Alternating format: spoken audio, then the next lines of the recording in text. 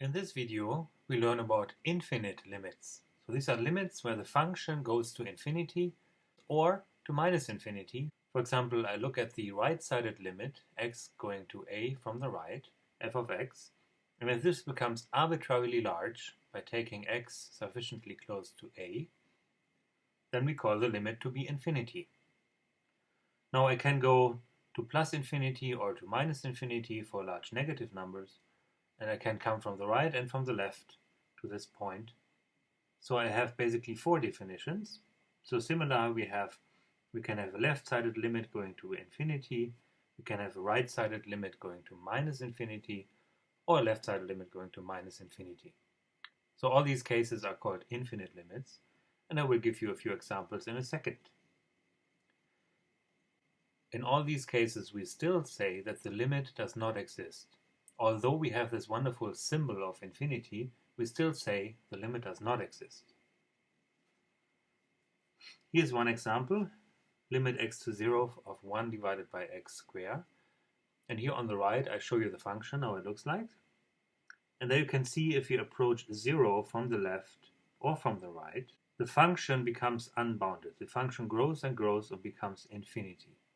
Right? So we can already, from the graph, we can say this limit actually equals infinity.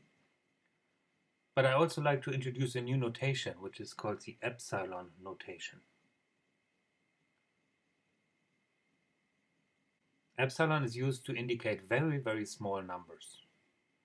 So as x goes to 0 in this function 1 divided by x squared, then x squared will be a very, very small number.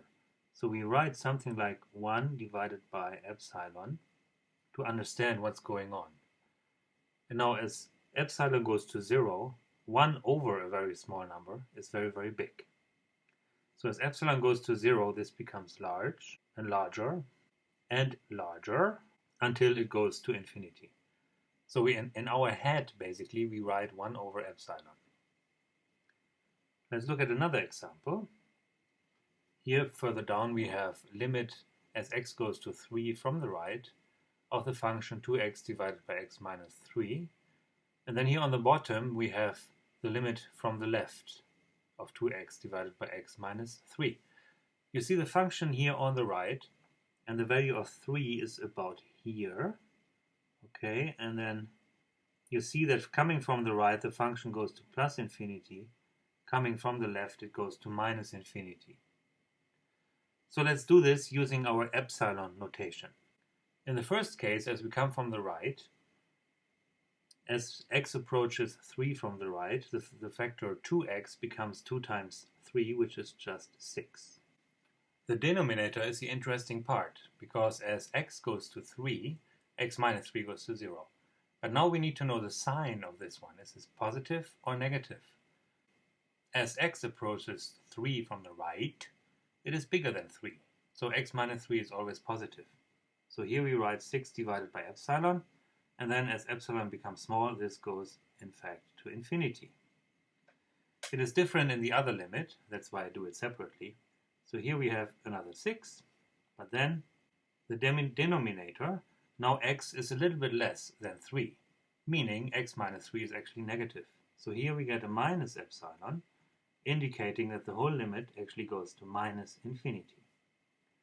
And this is in fact what we see here in the graph. This goes to minus infinity. Up here on the right it goes to plus infinity. We call the line axis A a vertical asymptote if as x approaches A from the left or from the right, the function goes to plus or to minus infinity. So you see these are again four cases, right? You can come from the left and the right. You can go to minus infinity or plus infinity. In either of those cases, we call it a vertical asymptote. Let's look at the previous example right here. So the vertical asymptote is right this line here, where x is equal to 3, right? On the left, I go to minus infinity, and on the right, I go to plus infinity. So that's the vertical asymptote. Here's another example which is a little bit more tricky. So I look at the tan function, which is plotted here in blue, and then at the limit as x goes to pi over 2 from the right. So let's see in the graph where this happens. So this happens right here, okay? So here is pi over 2 and I come from the right. And then I look at the function and the function goes to minus infinity. So I can write already this equals minus infinity from the graph.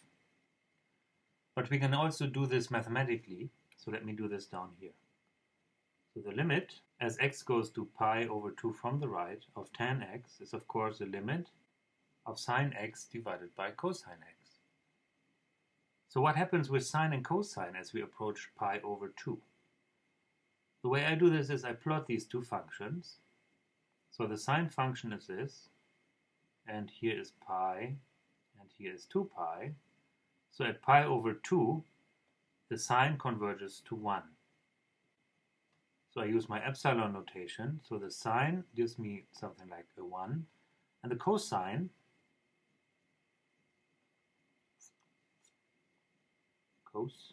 it starts at 1 and then goes down and up and down and up.